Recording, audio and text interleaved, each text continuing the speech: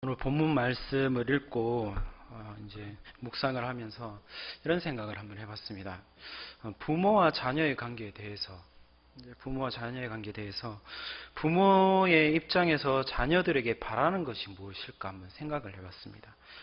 부모가 자녀들에게 바라는 것이 무엇이 있겠습니까? 우리 이 자리에 앉아 계신 우리 한 분 한 분, 어떤 게 자녀들이 좀 이렇게 해줬으면 좋겠다, 저렇게 해줬으면 좋겠다 생각이 드십니까? 이 자리에 계신 성도님들 모두가 손주까지 보신 분들도 계시고, 아니면 어린 자녀들을 키우고 있는 부모님들도 계시는데, 그 자녀들에게 그리고 또 손주들에게 어떤 것들을 바라고 있으십니까? 예전에 제가 생각했을 때는 부모님께 뭐 좋은 거 사드리고 좋은 것들, 맛있는 것들 드리고 이런 것들이 효도다라고 생각을 했었습니다. 그런데 제가 아직 자녀는 없지만은 그게 아니겠다 이 생각을 한번 해봅니다. 물론 이제 그것도 좋지요. 용돈 많이 주고 하면. 부모님들이 자녀들에게 가장 바라는 것은 아마 자녀들끼리 서로 싸우지 않고 잘 지내는 것입니다. 결혼한 자녀들에게도 마찬가지로 부모를 잘 찾아와주고 또 신경 써주면 물론 고맙지만 더 큰 바람은 아들, 딸 잘 놓고 행복하게 그냥 잘 사는 것. 그냥 잘 사는 것입니다. 결혼 전에는 서로가 좋다고 서둘러서 이렇게 이제 결혼을 하더니 얼마 살지 않고 또 툭하면 집에 와서 사네 못 사네 울고불고 난리를 치면 부모 마음이 얼마나 아프고 속상하겠습니까? 부모가 나이 들어서도 그 마음은 변치 않을 것입니다. 부모가 세상을 떠나더라도 형제 자매 간에 사랑하고 부부가 하나됨을 지키고 잘 살아가는 것이 부모의 소원입니다. 또 그들이 이 세상에서 바른 일을 하는 사람이 될 때 더 큰 자부심을 가지고 좋아하실 것입니다. 그렇다면 하나님의 마음은 어떨까요? 하나님께서는 우리가 어떻게 살기를 바라실까요?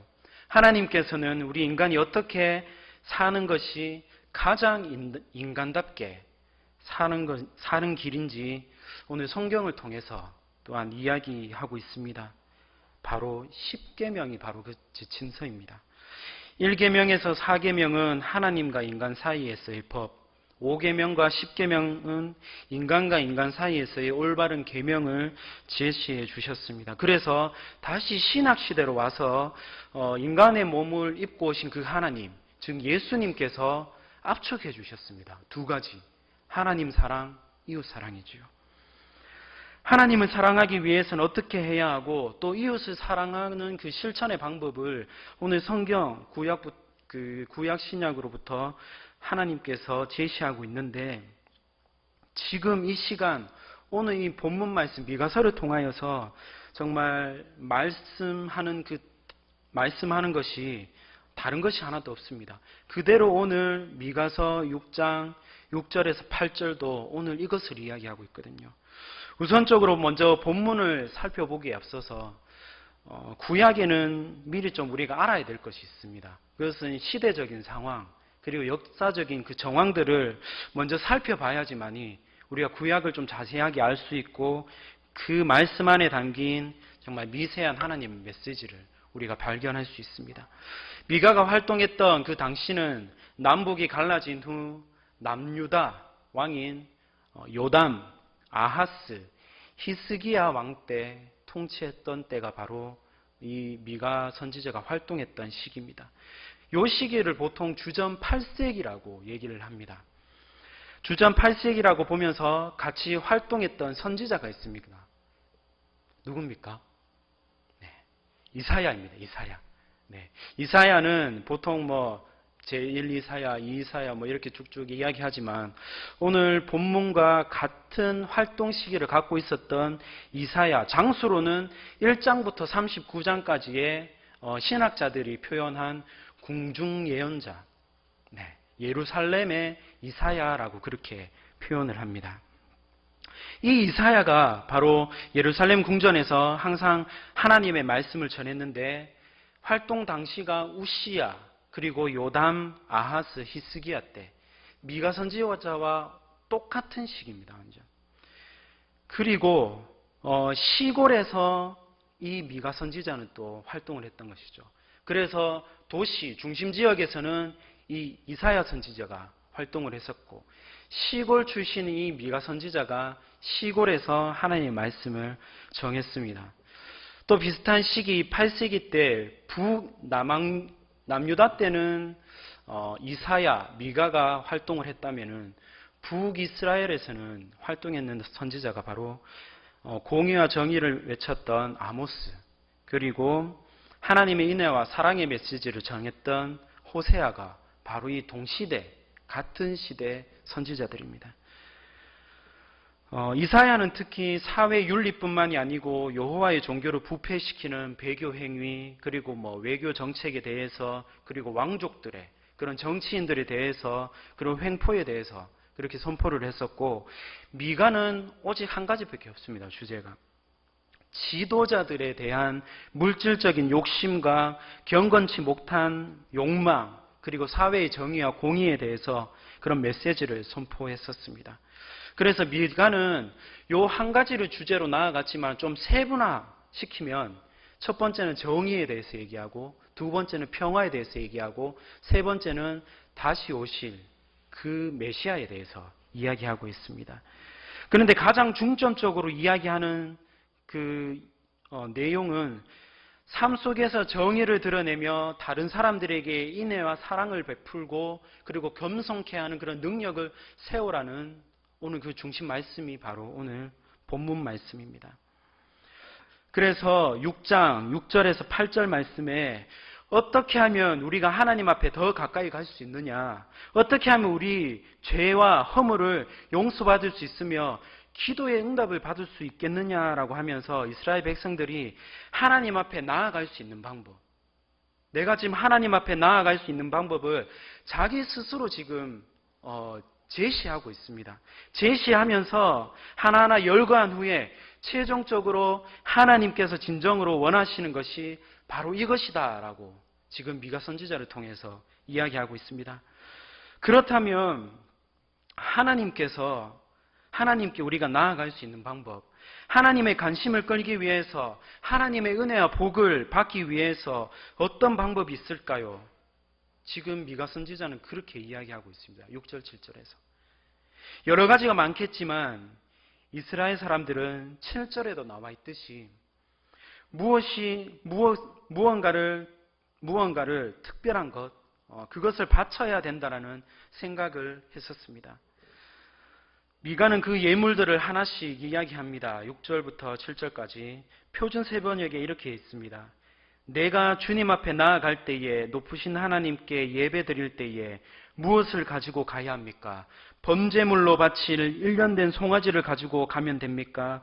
수천 마리의 양이나 수만의 강줄기를 채울 올리브 기름을 드리면 주께서 기뻐하시겠습니까?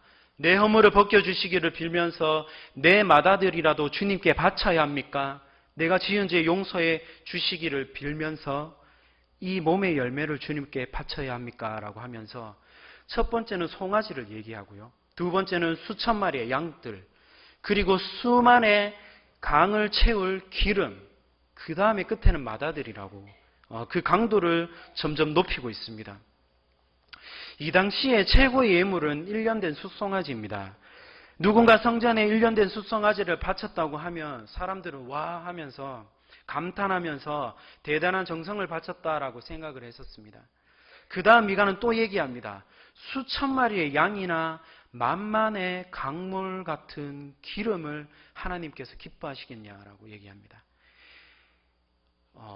이것은 지금 한 사람이, 한 개인이 바칠 수 있는 예물의 양이 아닙니다.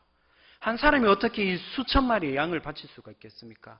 한 사람이 수만의 그런 강줄기를 채울 수 있는 그 기름을 어떻게 한 사람이 다 채울 수 있냐라는 말입니다.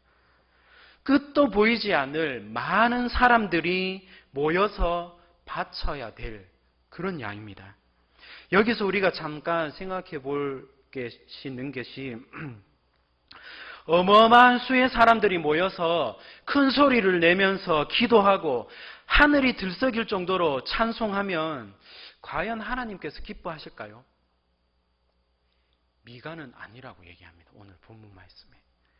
물론 하나님께서는 많은 사람들이 모여서 예배 드리는 거 좋아하십니다. 기뻐하십니다. 그러나 우리가 신앙생활을 하면서 신앙이 침체되었을 때 나타나는 한 가지가 있다면은 모일 생각을 하지 않는다는 겁니다. 요즘 사람들 한번 보십시오. 모이자고, 모입시다라고 얘기하면 어떻습니까? 놀러 갑시다라고 이렇게 얘기합니다. 예배 시간에 사람들이 모이지 않습니다. 예배 시간에 전부 자기 할 일 하러 바쁩니다. 전부 다. 엄격히 말하면 우리가 이것은 하나님을 업신여기는 겁니다. 하나님 앞에 구름같이 많은 사람들이 모였음에도 불구하고 하나님께 전혀 기쁨이 되지 않을 때가 있습니다. 어떤 때입니까?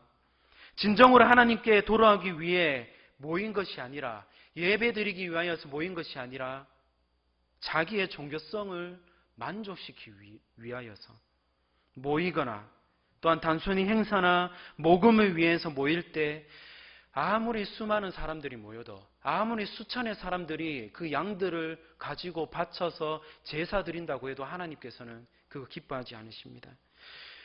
주님, 이 황금 같은 수요일 저녁에 이렇게 많은 사람들이 이 자리에 모였습니다. 주님, 우리의 기쁨을 받아 주십시오. 하나님 하나님 어떻게 받으시겠습니까? 많이 모인다고 중요한 게 아니다라고 그렇게 이야기를 하시겠지요. 종교성에 이끌려서 교회에 나오는 것이 아니라 하나님께만 향하는 우리의 순수한 신앙심을 보고 계십니다. 그 마음을 가지고 교회에 와야 예배 드리면 하나님께서 기뻐하신다는 사실입니다.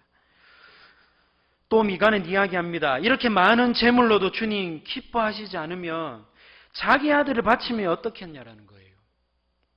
이 당시 이방인들은 자기 아들을 죽여서 바치는 것이야말로 최고의 예물이라고 생각하는 그 사고방식을 가지고 있었습니다. 그렇게 아들을 바치는 사람들을 크게 칭송했습니다. 그런데 하나님께서는 자기 아들을 죽여서 제물을 바치는 것을 금하고 계십니다. 레위기 18장에도 나오고 20장에도 나오고 계속적으로 신명기에서도 18장 그 이야기가 이어지고 있습니다. 그럼에도 불구하고 당시 이스라엘에서도 이것을 좋은 신앙으로 인정하는 분위기였습니다. 성경에 인신 제사를 드렸던 왕이 누구 있습니까? 성경에도 나옵니다. 첫 번째 먼저 사사인 입다입니다. 사사기 11장에 보면 무남 동녀 그 딸을 하나님 앞에 바쳤다고 얘기하고요. 그리고 이방 사람인 모압 왕 메사 왕하 3장에도 나옵니다. 그리고 남유다 왕인 오늘 앞에서도 이야기했던 아하스 왕, 그리고 왕하 21장에 나오는 므낫세 왕이 인신 제사를 드렸습니다. 그러나 미가는 그렇게 한들 하나님께서 우리의 허물을 용서하시며 죄를 사해 주시지도 않을 것이고 은혜와 복도 없다라고 얘기를 합니다. 여기서 6장과 7장의 내용을 어느 한 신학자가 이렇게 정의를 내렸습니다. 하나님과 인간 사이에서의 거래라고 얘기를 합니다. 이 말이 무엇이냐면 우리가 무엇을 바치고 어떠한 액션을 취해야만이 하나님께로부터 우리가 무엇을 받을 수가 있고 내 삶을 인정해 주신다라는 그릇된 말입니다. 비꼬아서 이야기하는 내용입니다. 우리는 하나님과 거래할 수 없습니다. 종이 쓰는 것은 우리 종이 쓰는 것은 다 주인의 것이고 종 자신도 주인의 것인데 어떻게 거래가 성립될 수 있겠냐라는 것이죠. 왕정 시대에는 나라의 모든 것이 왕의 소유였습니다. 물론 신하들마다 자기 땅과 자기 집이 다 있지만 그것은 왕이 일시적으로 하사한 것이지 그들의 영구적인 소유물이 아니라는 것이죠. 그런데 신하가 왕을 찾아와가지고 왕이시여 저희 집을 드릴 테니 공주를 주십시오라고 거래를 한다면 그것은 왕을 무시하는 것이고 말도 되지 않는 내용입니다. 마찬가지로 우리가 가지고 있는 것은 모두 하나님의 것입니다. 그리고 우리 자신도 하나님의 것이지요. 그런데 하나님과 거래를 시도하면서 하나님, 송아지 한 마리면 되겠습니까? 안 된다고요? 그러면 3마리면 되겠습니까? 지금 하나님을 무시하는 그런 이야기입니다. 특히 미가서의 이 전체적인 주제를 통하여서 봤을 때 오늘 미가 선지자는 6절, 7절 말씀을 통해서 작은 도시에서 활동하고 있는 종교 지도자들 그리고 정치 권력에 취해 있는 관료들에게 이들의 부정부패와 올바르지 못한 신앙생활을 지적하면서 야단치고 있는 내용입니다.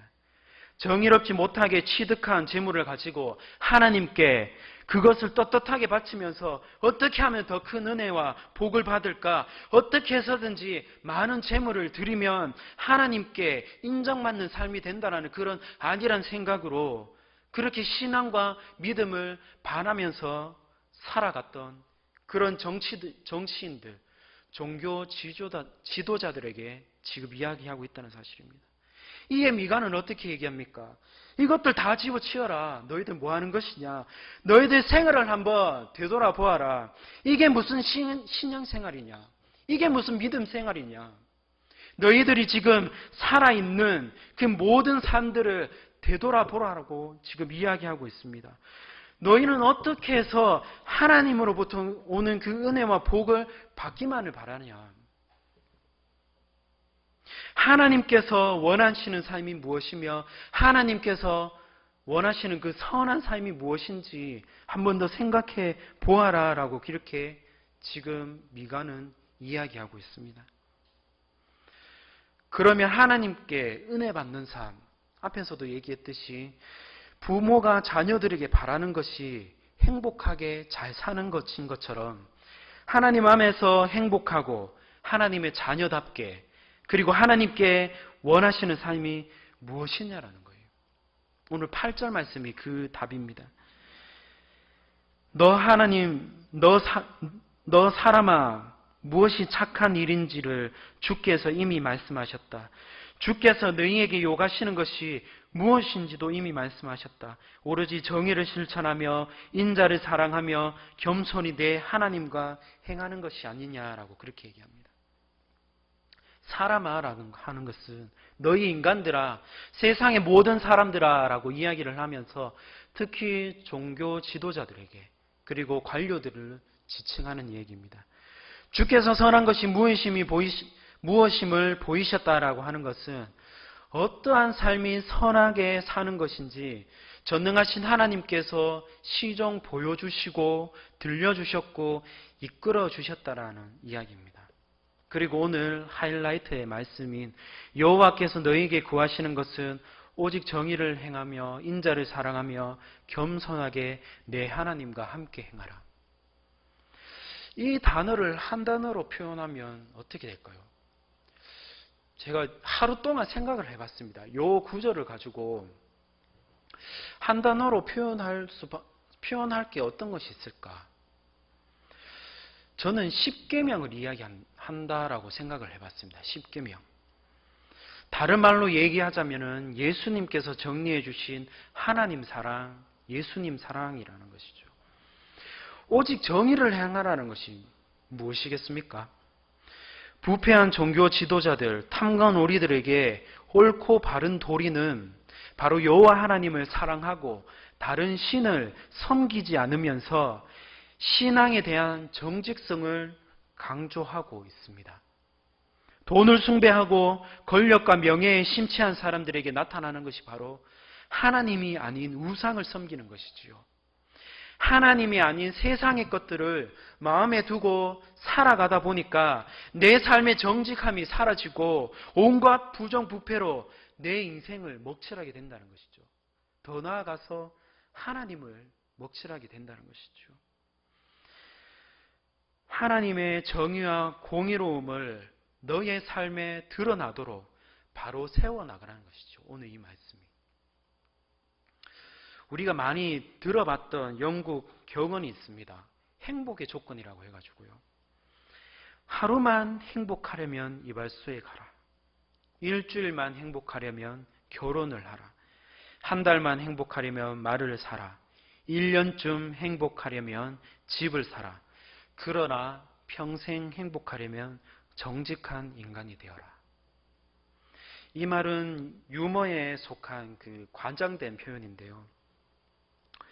그러나 이 격언이 말하려는 뜻은 분명합니다. 정말 행복해지는 그런 조건 있습니다, 우리가. 부모가 자녀들에게 원하는 것이죠. 너희 행복하게 살았으면 좋겠다. 하나님도 마찬가지입니다. 너희가 너희 이 세상에서 나와 함께 행복하게 살아갔으면 좋겠다. 그 행복이라는 닉꼬르는, 는표는 물론 거룩한 삶이겠죠. 그런데 오늘 말씀을 통하여서 봤을 때 정말 행복해지는 조건은 외형적인 것이 아니라 정직함이 있다라고 볼 수가 있습니다. 그 정직함은 오늘 그 다음에 계속 또 이어집니다. 사랑과도 통합니다. 그리고 신앙과도 통합니다. 그래서 야고보서 1장 22절 말씀에 보면 너희는 말씀을 행하는 자가 되고 듣기만 하여 자신을 속이는 자가 되지 말라라고 얘기합니다. 야고보서 기자가 얘기합니다. 자신을 속이지 말라. 정직성을 회복하라. 자신의 신앙을 속이지 말라라고 이야기합니다. 두 번째, 인자를 사랑하라고 했습니다. 이것은 다른 사람을 있는 그대로 사랑하라는 것입니다. 다른 이들의 필요에 대해서 적극적으로 반응하라는 것입니다. 적극적인 선행을 행하라는 것입니다. 특히 10계명 5장에서 10계명을 5계명에서 10계명을 바탕으로 너희 이웃과 사랑하고 바른 관계를 잘 맺고 살아가고 있는지를 오늘 이 인자를 사랑하라는 이 구절을 통해서 주신 것입니다. 하나님께서는 거창한 정의, 어마어마한 사랑을 요구하시지 않습니다. 너희의 삶에 겸손함으로 하나님과 함께 행하라는 오늘 이야기하고 있습니다. 정의를 행하라는 것도 겸손해야 할 수 있습니다. 이웃을 사랑하는 것도 겸손해야 가능한 일입니다. 그래서 10계명을 통해서 그리고 또한 오늘 이 말씀을 통하여서 겸손이란 주제를 알 수 있는 겁니다. 또한 하나님이 어떠한 분이고 어떠한 성품을 지닌 분이신지 알아갈 수가 있습니다. 그래서 하나님과 함께 하지 않으면 겸손하고 싶어도 겸손을 알 수 있는 길이 없고 정말 겸손하게 우리가 살아가려고 해도 겸손해질 수 있는 길이 없습니다. 예수님은 어떻게 하셨습니까? 예수님은 십자가의 길을 걸으며 모든 이들에게 정의로운 삶을 보여주셨습니다. 온전한 사랑을 보여주셨습니다. 완벽한 겸손을 보여주셨습니다.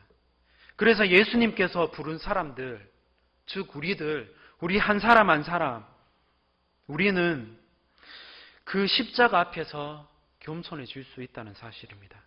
그리고 보내시는 곳에 그냥 가지 않고 십자가를 지고 갑니다. 그 십자가는 우리들한테 짐이 아닙니다. 그 십자가는 온전한 사랑이고 그 십자가는 겸손케 하는 능력입니다. 이 자리에 앉아 계신 성도님들 한 분 한 분, 오늘 이 말씀을 통해서 내 삶을 한번 점검해 보는 시간이 되었으면 좋겠습니다. 내 삶에 정말 정직함이 있는가? 정직을 지키기가 참으로 어려운 시대에 살아가고 있습니다. 옛날에 제가 이제 지나가는 이야기로 들었습니다. 세무공무원 하면 옛날에는 집 한 채 샀다라고 이야기를 합니다. 100원쯤이면 괜찮겠지. 그 100원이 후에는 1000원이 되고 10만 원이 되고 1000만 원이 됩니다. 사랑을 항상 얘기합니다. 오늘 권사님께서도 기도하셨듯이 우리 교회에 사랑이 넘쳤으면 좋겠습니다라고 늘 항상 기도하셨고, 그리고 또 우리가 사랑에 넘치는 교회가 되자라고 늘 항상 우리 권사님 집사님들 기도하시죠. 사랑을 우리가 어떻게 실천할 수 있겠습니까? 우리의 힘으로는 할 수가 없습니다. 내 마음으로 우러나는 그 사랑 부족합니다. 그렇지만 하나님께서, 예수님께서 우리와 함께 하시고 정말 예수님의 사랑으로 우리가 그것들을 섬기며 나아간다면, 그 사랑을 가지고 내가 아닌 예수님의 사랑으로 나아간다면 가능합니다. 겸손함 참 힘이 들지요. 내 삶을 드러내고 싶고, 내 의를 드러내고 싶고, 내 모든 것들을, 내 모든 삶의 자랑을 드러내고 싶은 것이 우리의 마음인데, 십자가로 가능할 수 있습니다. 예수님께서 우리를 불러주신 것처럼, 불러주셨고 십자가를 지라고 하신 것처럼 그 십자가 안에 겸손케 하는 능력이 있습니다. 그 능력을 가지고 오늘 하루, 남은 그 하루를 살아가시고 또한 매일의 삶을 살아가시기를 원합니다. 이 시간에 우리 함께 기도했으면 좋겠습니다. 첫 번째로는 내 삶의 정직과 사랑과 겸손으로 하나님 아버지, 내 힘으로는 해 나갈 수 없습니다. 내 힘으로는 정직과 사랑과 겸손을 정말 펼쳐 나갈 수가 없습니다. 그렇지만 주님께서 나와 함께 하시면, 성령 하나님께서 나와 함께 하시면 내가 이 모든 것들을 잘 실천하고 감당할 줄로 믿습니다. 주님 인도하여 주십시오. 그리고 두 번째로는 우리 환우들을 위해서 기도했으면 좋겠습니다. 수술을 준비하며 앞두고 있는 환우들, 그리고 수술 후에 회복 가운데 있는 우리 환우들을 위하여서 그 모든 그 질병 가운데에 주님 예수 그리스도의 보혈의 피로 깨끗하게 하여 주십시오라고, 온전한 회복으로 주님 앞에 나아가기를 원합니다라고, 우리 두 가지 기도 제목 가지고 우리 다 같이 함께 통성으로 기도하겠습니다.